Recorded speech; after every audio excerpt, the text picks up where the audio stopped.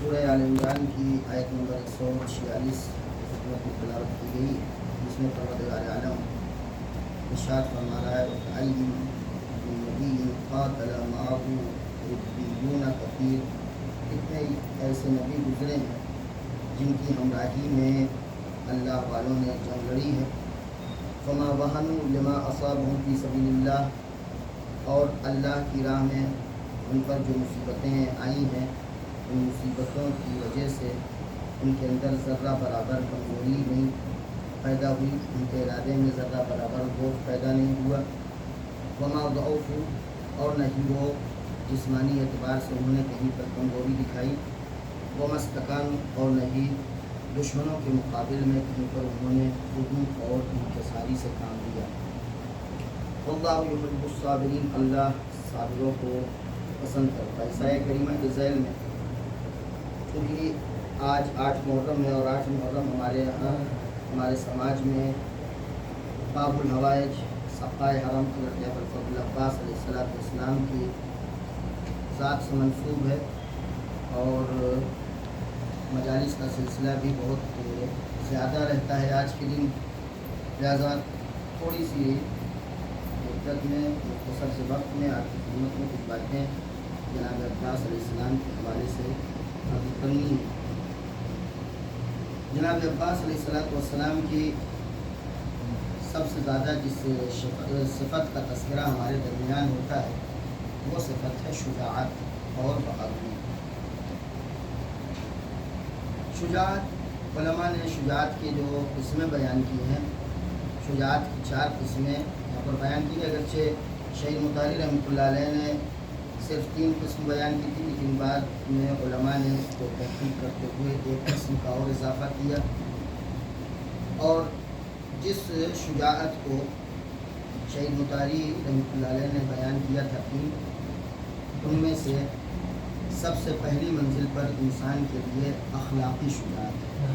جسمانی شجاعت کے بعد اخلاقی شجاعت کا مرحلہ آتا ہے، اخلاقی شجاعت کے بعد انسان کے لیے سماجی شجاعت ہے، اور سماجی شجاعت کے بعد انسان کے لیے جو مرحلہ آتا ہے وہ ہے سیاسی شجاعت۔ یہ 4 طرح کی شجاعت اگر انسان کے اندر نہ پائی جائیں تو پھر انسان کو بہادر نہیں کہا جا سکتا، شجاع نہیں کہا جا سکتا۔ ہو سکتا ہے کسی منزل پر اسے مکار اور فراڈیت ضرور کہا جائے، لیکن ایسی جگہ پر جہاں پر اس کے اندر نہ اخلاقی شجاعت، جسمانی شجاعت بے شک ہو، جسمانی شجاعت کافی نہیں ہوتی ہے شجاع کہنے کے لائق کے لیے، اس لیے بہت سے لوگ جسمانی طور پر ڈیل ڈول والے ہوتے ہیں، ان کا ہیکل ان کا جسہ جو ہے بہت بڑا ہوتا ہے، دیکھنے میں لوگ ان کو دیکھ کے ڈرتے ہیں، لیکن اگر ان کے سامنے کوئی تھوڑا سا اکڑ کر پیش آ جائے تو وہ خود ہی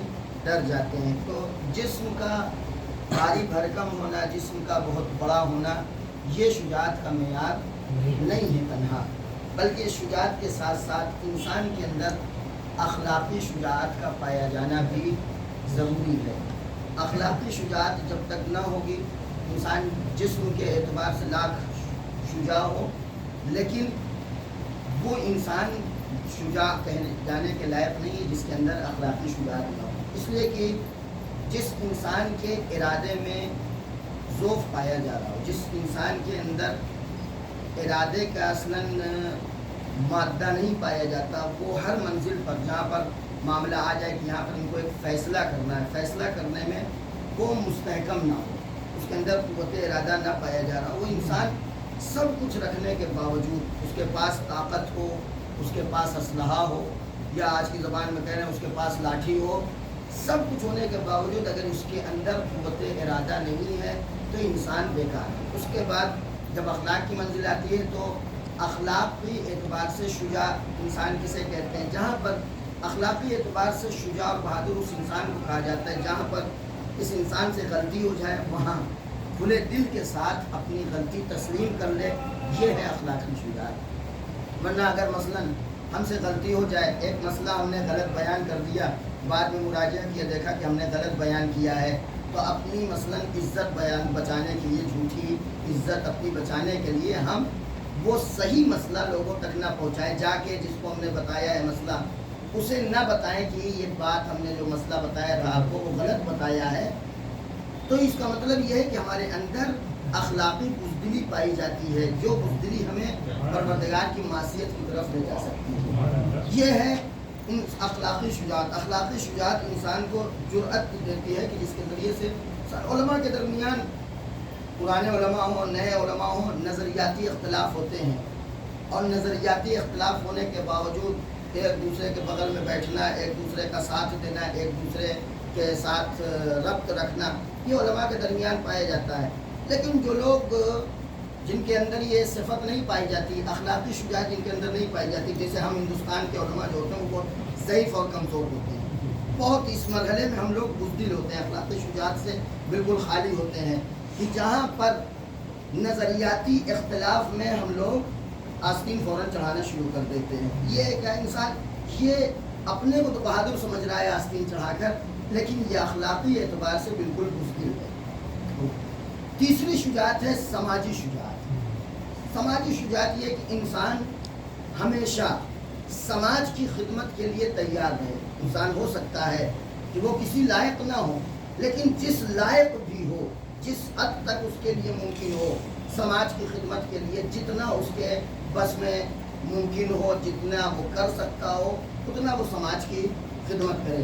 ایسا نہ ہو کہ یہ انسان اس کا پیٹ بھرا رہے، پڑوس میں اس کے ایک ایسا بھائی ہو، اس کا ایسا رشتہ دار ہو جو غریب اور بیچارہ پریشان ہو۔ یہ سماجی شجاعت ہوتی ہے۔ یا کوئی مسلمان پریشان ہو، کوئی اپنی برادری کا پریشان ہو، اور یہ انسان اگر کوئی جو کھاتے پیتے مست ہے، یہ اپنے پڑوسیوں کا، اپنے بھائی بندوں کا، اپنے عزیزوں کا، اپنے ہم مذہب ہم مسلک کا اگر خیال نہیں رکھتا ہے، تو یہ سماجی اعتبار سے بزدل کہا جاتا ہے، یہ شجاع نہیں ہے۔ اس کے بعد آتی ہے منزل سیاسی شجاعت کی۔ سیاسی شجاعت اسے کہتے ہیں جہاں حقدار کے حق کو دلانے کی کوشش کی جائے، یہ ہے سیاسی شجاعت۔ ورنہ ہر چال کو شجاعت نہیں کہا جاتا ہے۔ جہاں پہ حق کے لیے قدم آگے بڑھایا جاتا ہے، اسی کو شجاعت کہتے ہیں۔ ورنہ اگر کہیں پر چال چلی جا رہی ہو تو اسے کبھی بھی شجاعت۔ اسی لیے میر انیس کے مرثیے میں شعر ہمیں دقیقاً یاد نہیں ہے، لیکن ایک مورد ہے، ہم نے پڑھا ہے، جناب حر کے سلسلے میں جب جناب میر انیس مرثیہ لکھتے ہیں تو جب تک حر لشکر امام حسین علیہ السلام میں نہیں آیا ہے، تب تک میر انیس نے اس کے لیے لفظ شجاع نہیں استعمال کیا ہے۔ تب تک میر انیس نے اس کے لیے شجاع استعمال نہیں کیا۔ اس کے باخدا فارس میدان تحور تھا حر، اس طریقے کے الفاظ استعمال کرتے ہیں۔ تحور کا وہاں لفظ استعمال کیا، لفظ شجاع استعمال نہیں کیا۔ لیکن جب امام حسین علیہ السلام کی خدمت میں آ جاتے ہیں جناب حر، تو پھر وہاں سے وہ لفظ شجاع استعمال کرنا شروع۔ یہ ظرافت ہے، یہ باریکی ہے کہ صرف طاقت کا پایا جانا، صرف قوت کا پایا جانا یہ شجاعت نہیں ہوتی، بلکہ انسان کے اندر جب تک مردانگی نہ ہو، جب تک یہ جذبہ نہ ہو کہ انسان ہر میدان میں شجاع رہے، چاہے وہ قوت ارادے کے میدان میں ہو، جسمانی اعتبار سے ہو، چاہے وہ اخلاقی اعتبار سے ہو، چاہے وہ سماجی اعتبار سے ہو، چاہے سیاسی اعتبار سے ہو، تب تک اسے شجاع نہیں کہا جا سکتا۔ اسی لیے جب جناب عباس علیہ السلام کی گفتگو آتی ہے تو جناب عباس علیہ السلام کے جہاں پر صرف طاقت بیان کی جاتی ہے، طاقت اور جسمانی قوت کے اعتبار سے آپ یہ اندازہ لگائیں جناب عباس علیہ السلام کی طاقت اور ان کا جسم، ان کا ہیکل کتنا بڑا اور کتنا جسیم رہا ہوگا۔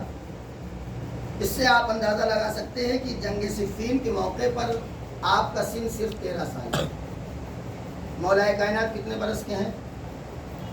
تقریباً 60-61 سال کے ہیں مولا کائنات۔ 13 برس کا سن ادھر جناب عباس کا۔ مولا کائنات نے ایک بار جناب عباس علیہ السلام کو اپنا لباس پہنا کے میدان کی طرف بھیجا ہے، چہرے پر نقاب ڈال کے۔ وہ دیکھنے والے پہچان کیوں نہیں پا رہے تھے؟ خود ایک 13 سال کا بچہ ہے اور ادھر ایک ضعیف انسان ہے، اس کا لباس۔ اس کا مطلب یہ ہے کہ جسم کے اعتبار سے جناب عباس علیہ السلام کا جسم جو ہے وہ جثہ جو ہے بہت جسیم تھا، بڑا تھا، دیکھنے میں نظر میں آتا تھا کہ ہاں یہ انسان جو ہے وہ اس کے ہاتھ پیر والا جسے کہا جائے۔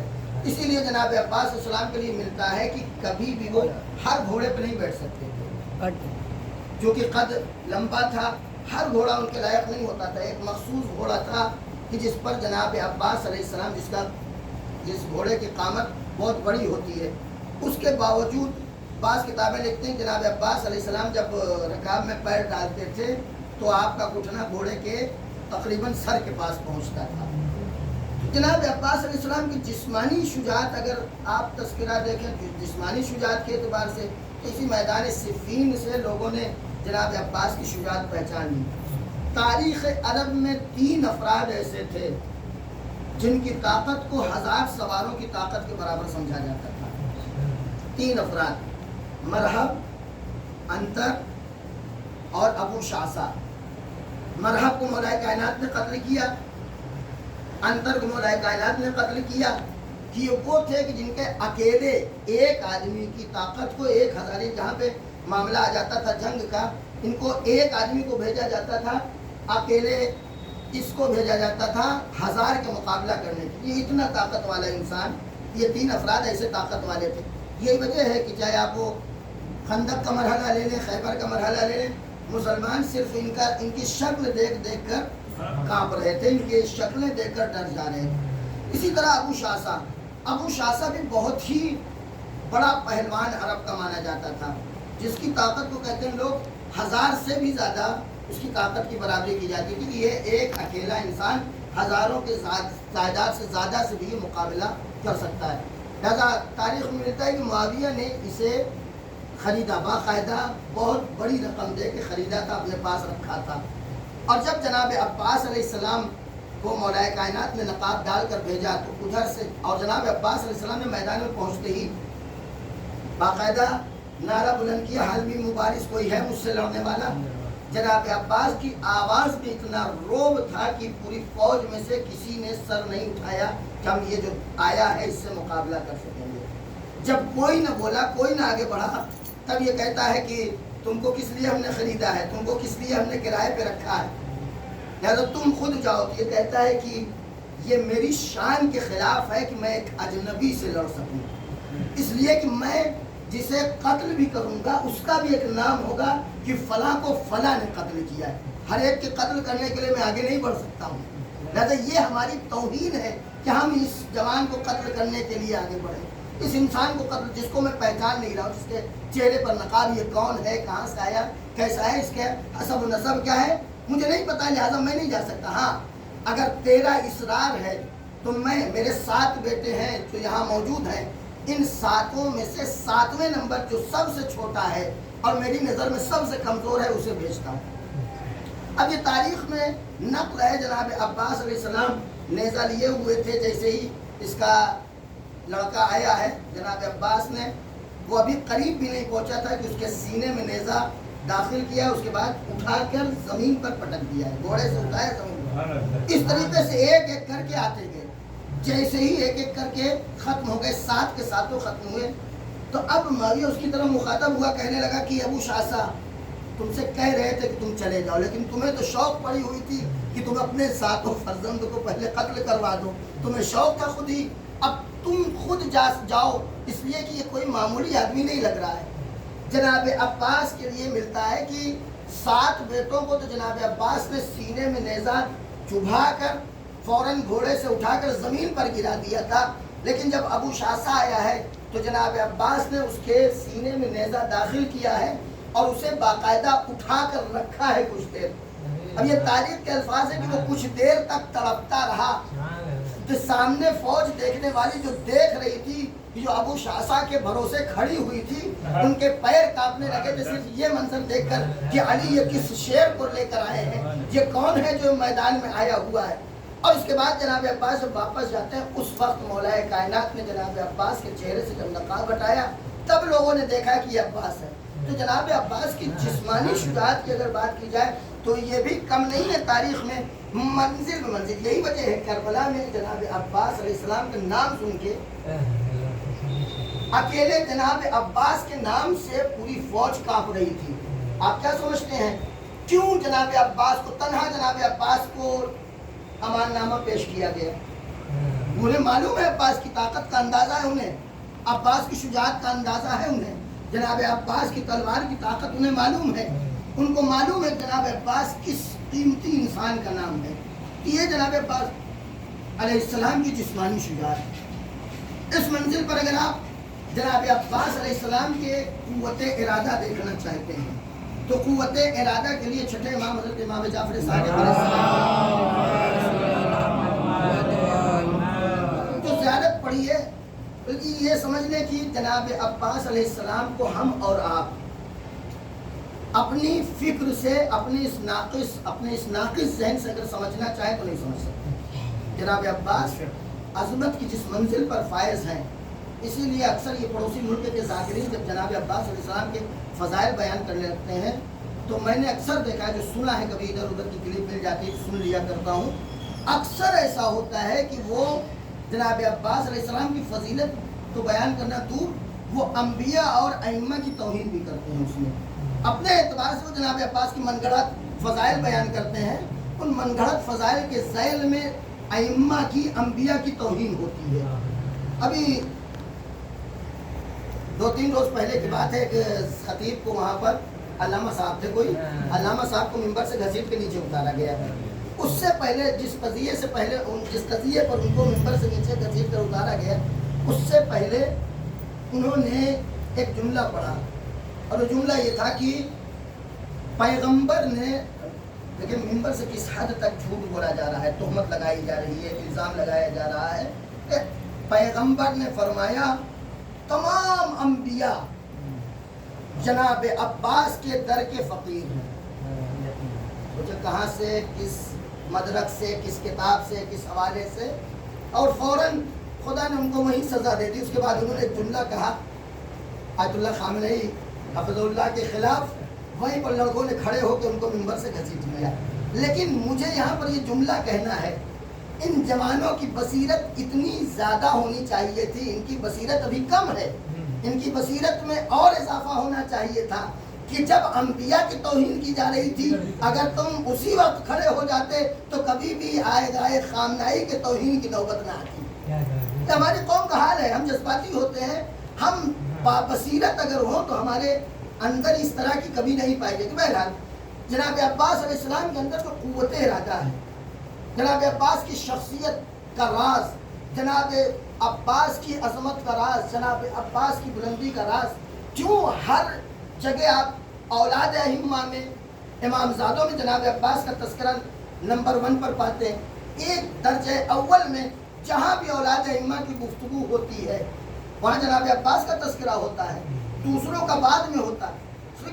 کیا امتیاز تھا جناب عباس کی شخصیت کا، کیا راز تھا جناب عباس کی شخصیت میں کہ جس کی بنیاد پر یہ عظمت حاصل ہوئی. چھٹے امام نے آپ کی زیارت کی، جس کو چھٹے امام نے جناب ابو حمزہ صومالی کو تعلیم دی ہے، اور جس زیارت میں سمجھتا ہوں شاید کربلا جانے والے ہی لوگ پڑھتے ہیں، وہ زیارت یہاں بھی پڑھنے کی ضرورت ہے. ہم لوگ زیارت وارثہ کے آخر میں جو زیارت لکھی ہوئی جناب عباس کی، بس اتنی ہی زیارت جناب عباس کی سمجھتے ہیں، جبکہ باقاعدہ مفصل زیارت ہے. جتنا امام حسین علیہ السلام کو زیارت وارثہ ہے تقریباً اتنے ہی مضمون ہے، اور چھٹے امام کی انشاء کی ہوئی زیارت ہے. چھٹے امام نے تعلیم دیا ہے جناب ابو حمزہ صومالی کو. لیکن اگر جناب عباس علیہ السلام کے سلسلے میں کسی معصوم کا کوئی بیان نہ ہوتا، کسی معصوم کا کوئی کلام نہ ہوتا، اہل بیت نے جناب عباس کے سلسلے میں اور کچھ نہ فرمایا ہوتا، صرف اور صرف یہی ایک زیارت ہوتی، تو جناب عباس علیہ السلام کی زندگی کا راز سمجھنے میں، جناب عباس علیہ السلام کی عظمت کا راز سمجھنے میں ہم کامیاب ہو جاتے. اس لیے کہ چھٹے امام نے اس زیارت میں جناب عباس علیہ السلام سے کچھ اوصاف کو منسوب کیا ہے. یہ کہتے ہیں علمی زبان میں ایجابی اوصاف، کچھ ایجابی اوصاف کا ذکر کیا ہے، کچھ سلبی اوصاف کا ذکر کیا ہے. صفات ثبوتیہ اور صفات سلبیہ دنیات پڑھنے والوں کو یاد ہوگا، یعنی خدا میں جو صفات پائے جاتے ہیں ان کو کہا جاتا ہے صفات ثبوتیہ، اور جو صفات نہیں پائے جاتے ان کو کیا کہا جاتا ہے؟ صفات سلبیہ. کہ مثلا خدا یہ نہیں ہے، خدا یہ نہیں ہے، یہ صفات سلبیہ. چھٹے امام نے اس زیارت میں جناب عباس علیہ السلام کی زیارت میں چند چیزوں کو قبول کیا ہے. منزل اس بات میں مانا ہے کہ عباس میں یہ صفات پائے جا رہے ہیں. جناب امام جعفر صادق علیہ السلام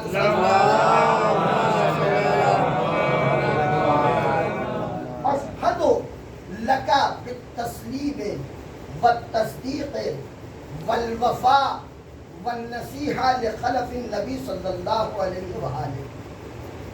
اے آقا، اے مولا، ہم گواہی دیتے ہیں کہ آپ مقام تسلیم پر فائز تھے، آپ مقام تصدیق پر فائز تھے. یہ سب ایک منزل ہے کہ جس کو جو وضاحت جن کی ضروری ہے، لیکن چونکہ میں نے پہلے ہی کہا کہ یہ بات دیگر مجلس ہے، آپ کو جانا بھی ہے اور ہم کو پڑھنا بھی ہے جا کے کہیں، لہذا بس بہت تیزی سے یہاں سے گزر رہا ہوں. ایک ایک مقام جو مقام سمجھنے کے لائق ہے. جناب عباس کی یہی ایک مقام تسلیم کہ جس کی طرف میں نے کل اشارہ کیا ایک مجلس میں. مقام تسلیم کو انسان سمجھ جائے کہ مقام تسلیم کیا ہے. مقام تسلیم ایسا نہیں کہ صرف انبیاء سے مخصوص ہے، صرف جناب ابراہیم مقام تسلیم میں رہتے. ہم اور آپ بھی اس منزل پر آ سکتے ہیں، لیکن ہمیں اس منزل میں آنے کے لیے تمرین کرنی پڑے گی، اپنے کو تیار کرنا پڑے گا. جناب عباس علیہ السلام کو مقام تسلیم اگر دیکھنا ہو تو آپ اسی صرف تاریخ کربلا کے مرحلے میں دیکھ لیں. پہلی منزل سے لے کر یعنی مدینے سے نکلنے سے لے کر روز عاشور شہادت تک ایک منزل کہیں بھی کسی جھوٹی سے جھوٹی کتاب میں ایسا نہیں ہے جہاں پر یہ لکھا ہو کہ امام حسین علیہ السلام نے عباس کو یہ حکم دیا اور جناب عباس نے بڑھ کے یہ پوچھ لیا کہ مولا آپ کیوں ایسا حکم دے رہے ہیں. یعنی جو آقا نے کہہ دیا، جو مولا نے کہہ دیا، ہمیں اسے انجام دینا ہے، اس میں ہم سوال کرنے کا بھی حق نہیں رکھتے. یہ جناب عباس علیہ السلام کی عظمت کا ایک راز یہاں پہ جناب امام جعفر صادق علیہ السلام فرماتے ہیں. اس کے بعد جو سلبی صفات ہیں جن کے سلسلے میں میں نے آیہ کریمہ بھی آپ کی خدمت میں تلاوت کی ہے. آپ اس منزل کے لیے فرمان کے صلوات پڑھیں محمد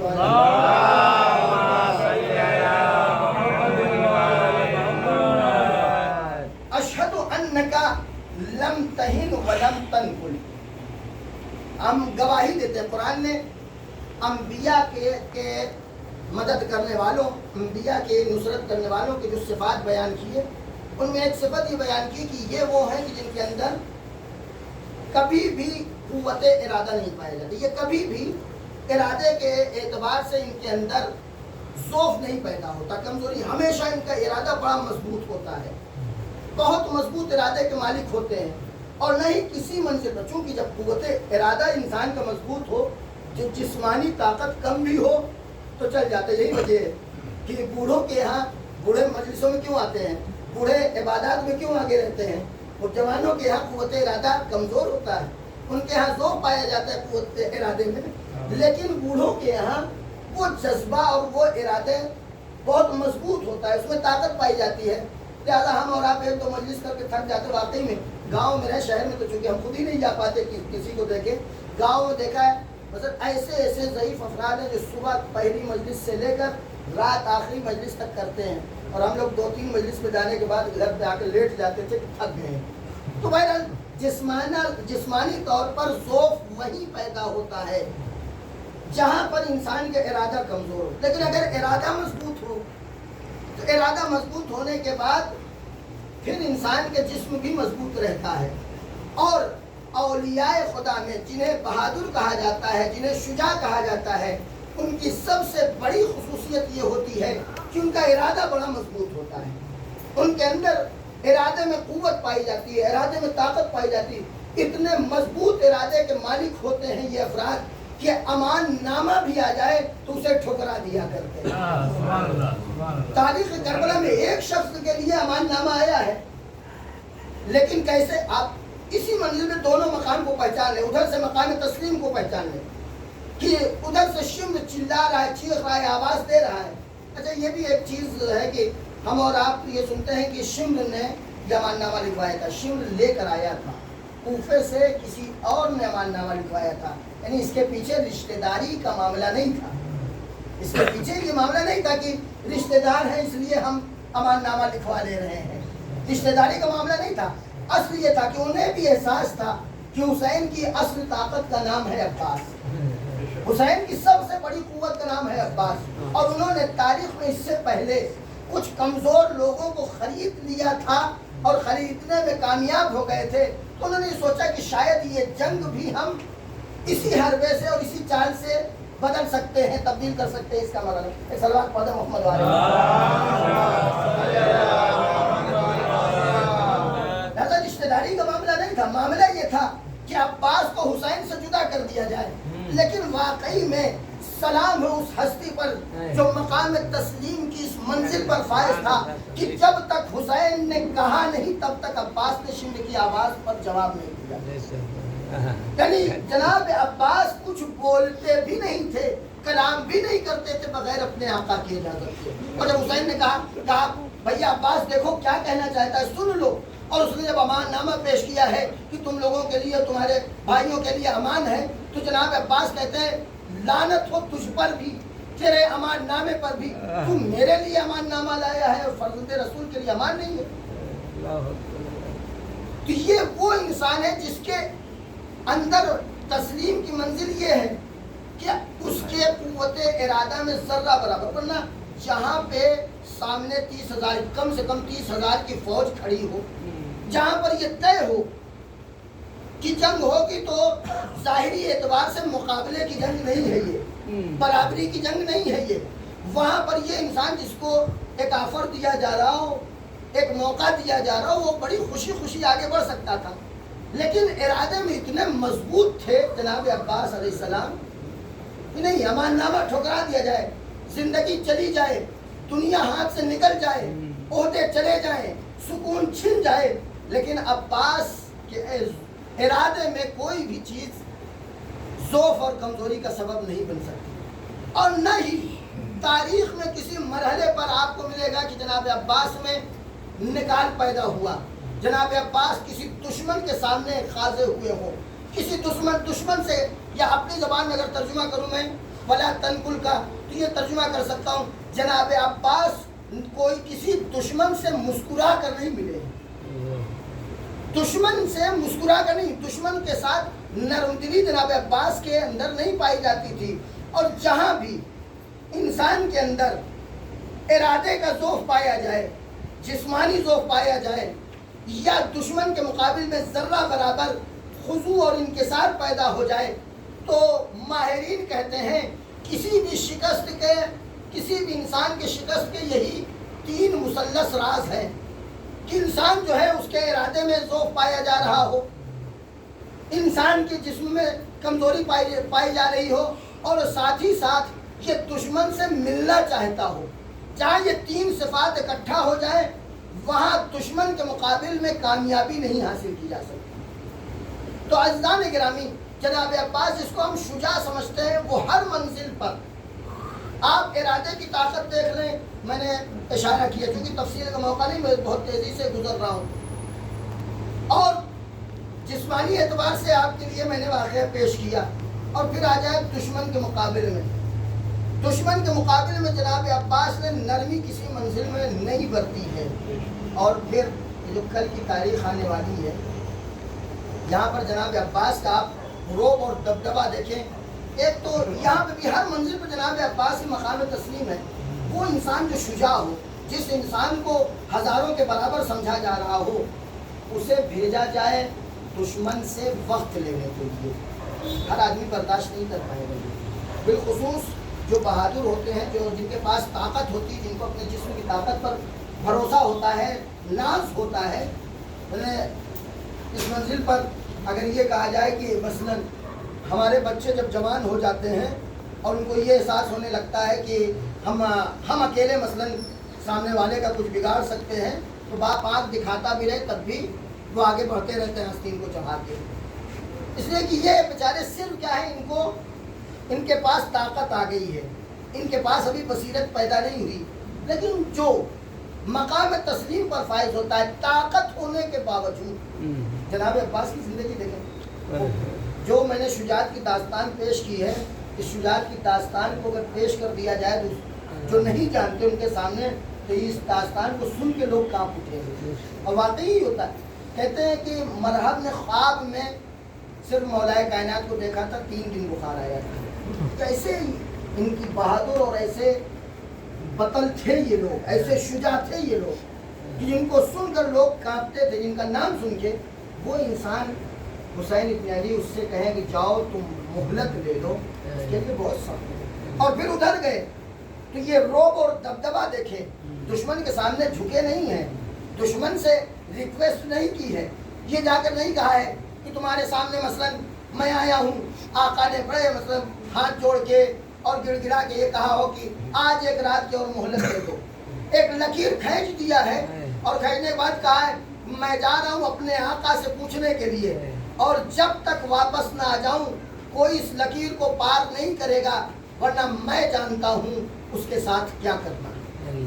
یہ ہے جناب عباس کے دشمنوں کے مقابلے میں سختی کا عالم, دشمنوں کے مقابلے میں انکساری سے کبھی پیش نہیں ہے. لیکن ہاں اسی منزل پر اپنے آقا کے سامنے, اپنے مولا کے سامنے, اہل بیت کے سامنے, دیکھیے ظاہر سی بات ہے ہم انسانوں کی طرح بھی انسان ہیں. کیا جناب عباس کو ایسی ہستیوں کو بھائی کہنے کا دل نہیں چاہتا تھا؟ کیا بھائی اور جناب زینب کو جناب عباس کا دل کبھی نہ یہ ہوگا کہ جناب زینب کو کہیں بہن؟ شوق ہوتا ہے ہمارا کوئی مثلا عزیز رشتہ دار جو رشتے کا بھائی ہو اور کوئی مرتبہ پا جائے, کوئی رتبہ پا جائے ظاہری اعتبار سے, تو ہمیں شوق ہوتا ہے کہ ہمیں ہر ایک کے سامنے جتائیں کہ ہمارے بھائی ہیں. کیا جناب عباس کے دل میں یہ شوق نہ رہا ہوگا, یہ جذبہ نہ رہا ہوگا کہ حسین جیسی ہستی کو اپنا بھائی کہے, زینب جیسی ہستی کو اپنی بہن کہے؟ لیکن ادب کی یہ منزل ہے کہ آگے بڑھتے ہیں تو فوراً یا سیدی یا مولائی کہہ کے سلام کرتے ہیں, سلام کرتے یا سیدی یا مولائی. کبھی یہ نہیں کہا یا آخی. یا جناب زینب کی بارگاہ میں جب پہنچے, جناب زینب کی خدمت میں جب پہنچے, ظاہر سی بات ہے ہم اپنے اعتبار سے یہ سمجھ رہے ہیں کہ جناب عباس کہنا چاہتے رہے ہوں گے, کیونکہ اس ہستی اور اس عظمت کی مالک ہے جناب زینب, جن کو بہن کہنے پر ہر ایک فخر کرے گا. تو جناب عباس کے لیے باعث فخر تھا یہ. لیکن جب پہنچتے تھے یا سیدتی یا مولاتی, یہ ہے جناب عباس کے ادب. جناب عباس اور پھر کربلا میں ایسا بھائی جب حسین کی خدمت میں آئے.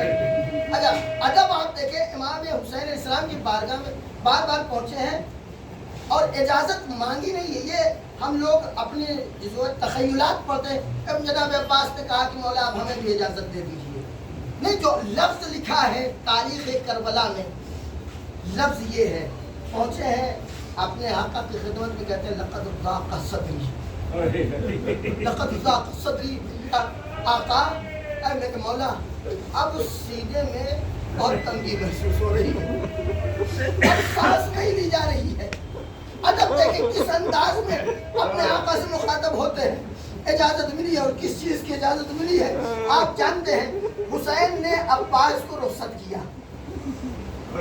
پانی لینے کے لیے جناب عباس جا رہے ہیں. حسین نے کہا ہے نا پانی لینے جاؤ, حسین کے لیے پانی لینے جا رہے ہیں. عباس حسین کی بات کو, حسین کی خواہش کو کبھی ٹال نہیں سکتے. اب آپ ذرا تصور کریں, وہ عباس جس نے کبھی بھی حسین کی بات کو کاٹا نہ ہو, ٹالا نہ ہو, اس عباس کو کتنا اشتیاق رہا ہوگا کہ پانی لا کر حسین تک پہنچا دے, پانی لا کر خیموں تک پہنچا دے.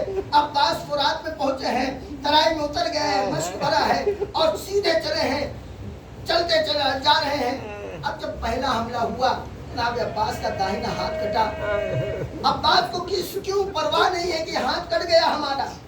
ایک ہاتھ جب کٹ گیا, عباس کو اس بات کی پرواہ نہیں, میرا ہاتھ قلم ہو گیا. کیوں؟ اس لیے کہ عباس کا یہ خیال ہے مجھے اپنے آقا تک پانی پہنچانا ہے, مجھے خیموں تک پانی پہنچانا ہے. بایاں ہاتھ بھی کٹ گیا, لیکن عباس ابھی حوصلہ نہیں ہارے, ابھی حوصلہ نہیں پست ہوا. عباس نے مشق کو دانت سے پکڑ لیا, اس لیے کہ ہدف یہ ہے کہ پانی پہنچ جائے. ہاتھ کٹ جائے, کٹنے دو, پانی پہنچنا چاہیے. لیکن جیسے ہی تیر مشکیزے پر لگا, پانی بہا. اب عباس کا مقصد پابند ہو گیا. جیسے ہی پانی بہا, عباس نے اپنی سواری کا رخ موڑ لیا, فرات کی جانب کر دیا. عزیزو اس اسنا میں اب جس انسان کا ہاتھ کٹ چکا ہو، تصور کریں جس انسان کا ہاتھ کٹ چکا ہو اور اسی اسنا میں ایک تیر آ کر آنکھ پر لگ جائے، آنکھ پر یا پیشانی پر جہاں بھی لگا، یہ تیر بہرحال اس حصے میں لگا جس کا ہاتھ کٹ چکا ہو، وہ تیر کیسے نکالے گا؟ تاریخ لکھتی ہے عباس نے اپنے سر کو جھکایا، ادھر سے گھٹنوں کو اٹھایا، تیر کو گھٹنے سے پکڑ کے نکالنا ہی چاہ رہے تھے کہ دشمن نے ایسے موقع کو غنیمت سمجھا۔ اس اسنا میں جب عباس اپنے تیر کو گھٹنے کے ذریعے سے، گھٹنے کے سہارے سے نکالنا چاہ رہے تھے تو جناب عباس کے سر پہ جو مغفر تھی، جو کلاه تھی، وہ کلاه گر گئی۔ دشمن نے موقع کو غنیمت سمجھا، اب عباس کے سر پر تلوار نہیں ماری گئی ہے، عباس کے سر پر نیزہ نہیں مارا گیا ہے، لوہے کا گر سے گرا مارا گیا ہے۔ جیسے ہی یہ لوہے کا گر سے گرا عباس کے سر پر پڑا، اب علماء یہ تعبیر استعمال کرتے کہتے ہیں قمر بنی ہاشم کا یہ قمر یہیں پر دوشق ہو گیا۔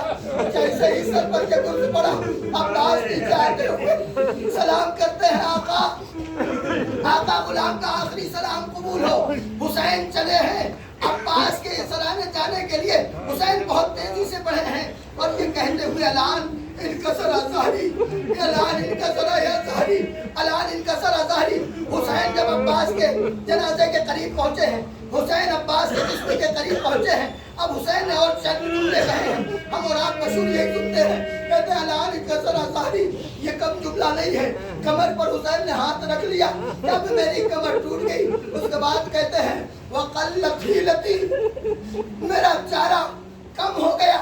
اور اس کے بعد ایک جملہ اور کہتے ہیں کہ اب دشمن مجھے تانے دینے لگا ہے۔ یہ حسین کا درد تھا، یہ حسین کے دل کا زخم تھا جو عباس کے جنازے پہ بیان کر رہے تھے، یہ حسین کا مرثیہ تھا جو عباس کے جنازے پر حسین پہنچ کے بیان کر رہے تھے۔ بھیا عباس، تمہارے جانے کے بعد دشمنوں میں اتنی جرأت پیدا ہو گئی ہے، اب ان کی نگاہ خیموں کی طرف بھی اٹھنے لگی ہے۔ دشمنوں میں اتنی ہمت پیدا ہو گئی ہے کہ جو دشمن تمہاری موجودگی میں خیمے کی طرف نگاہ نہیں کر سکتے تھے۔ بھیا عباس، دشمن تمہارے جانے کے بعد اب پوری نگاہوں سے دشمن ادھر دیکھ رہا ہے۔ یہی وجہ ہے کہ جب تنہا آئے، علم لے کر آئے، سب سے پہلے جناب سکینہ بڑھ کے پوچھتی ہے بابا بابا آپ تنہا آئے ہیں؟ حسین خاموش ہے، کوئی جواب نہیں دیتے۔ حسین ساکت خاموش، کوئی جواب نہیں دیتے۔ علم کو رکھا، ایک کنارے رکھ کے پہنچے جناب عباس کے خیمے میں، چوبے خیمہ گرا دیا، کچھ بولے نہیں، چوبے خیمہ ہی گرانا اس بات کا اشارہ تھا زینب عباس اب واپس نہ آئے گا، زینب عباس اب واپس نہ آئے گا، زینب اب مسیری کے لیے تیار ہو جاؤ، زینب آمادہ ہو جاؤ، تمہارے بازو میرے سر پر دیکھیں، تمہیں تیار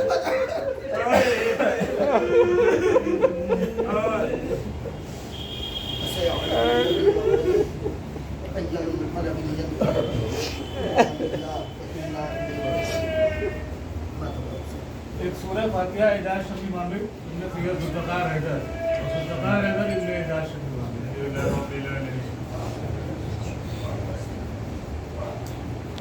بسم اللہ الرحمن الرحیم۔